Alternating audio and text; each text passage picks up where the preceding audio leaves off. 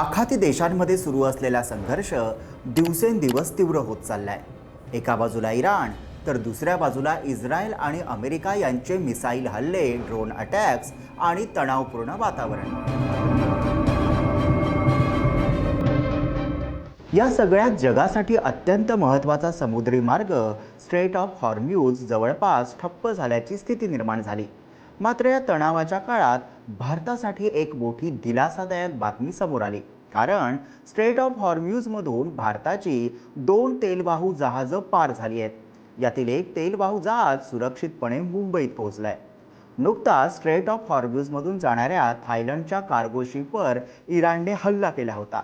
मग प्रश्न पडतो, नेमकं काय घडलं की इराणने भारताच्या तेलवाहू जहाजांना स्ट्रेट ऑफ हॉर्म्यूजमधून जाण्याची परवानगी दिली? आणि खरंच यामुळे भारताचं LPG आणि तेल संकट टळलंय का? पाहूया या व्हिडिओमध्ये. नमस्कार, मी विहंग ठाकूर.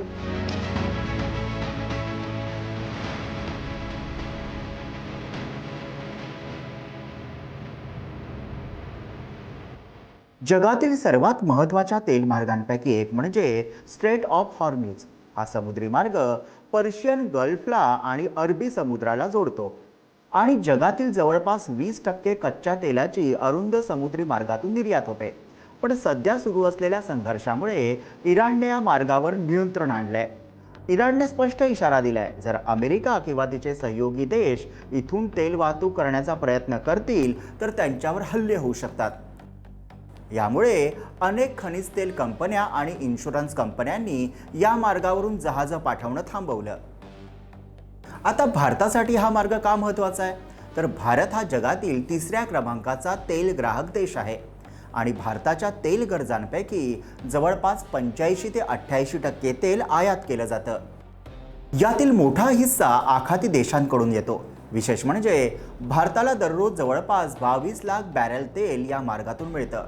म्हणजेच जर स्ट्रेट ऑफ हॉर्म्यूज बंद झालं तर भारताच्या ऊर्जा सुरक्षेला मोठा धोका निर्माण होऊ शकतो. मात्र या तणावपूर्ण परिस्थितीत भारतासाठी एक सकारात्मक घडामोड घडली. इराणने भारताच्या 2 तेलवाहू जहाजांना या मार्गातून सुरक्षितपणे जाण्याची परवानगी दिली. ही 2 जहाजं होती पुष्पक आणि परिमल. ही जहाजं तेल आणि नैसर्गिक गॅस घेऊन सुरक्षितपणे भारतात पोहोचली आहेत. या जहाजांनी स्ट्रेट ऑफ हॉर्म्यूज पार करून मुंबईत प्रवेश केलाय.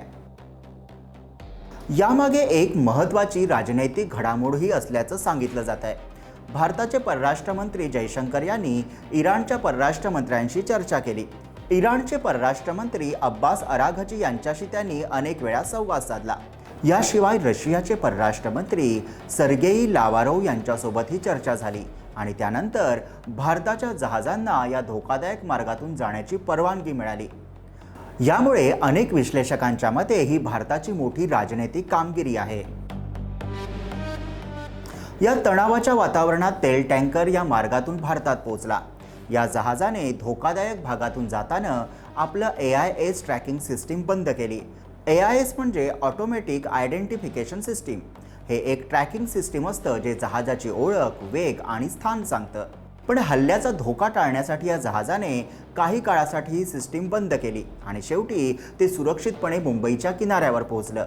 सध्या परिस्थिती तणावपूर्ण असली तरी भारतासाठी तत्काळ संकट नाहीये, कारण भारताकडे 2.5 महिन्यांचा तेलसाठा उपलब्ध आहे.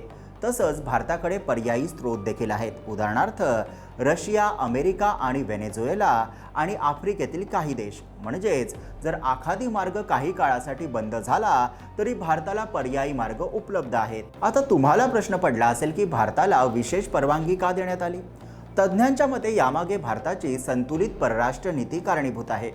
भारताने एका बाजूला अमेरिकेसोबत संबंध मजबूत ठेवले आहेत, तर दुसऱ्या बाजूला इराण आणि रशियासोबत ही मैत्री कायम ठेवली आहे. यामुळे संघर्षाच्या परिस्थितीतही भारताला विशेष सवलत मिळाल्याचं मानलं जातं.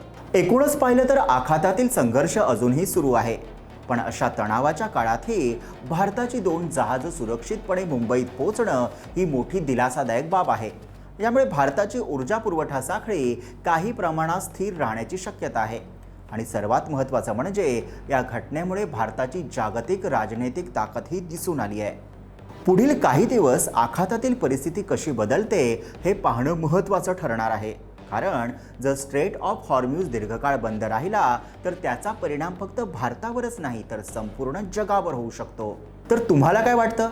आखाती देशातून तेल वाहतुकीचा मार्ग मोकळा झाल्याने भारताचं तेल संकट खरंच टळलंय का?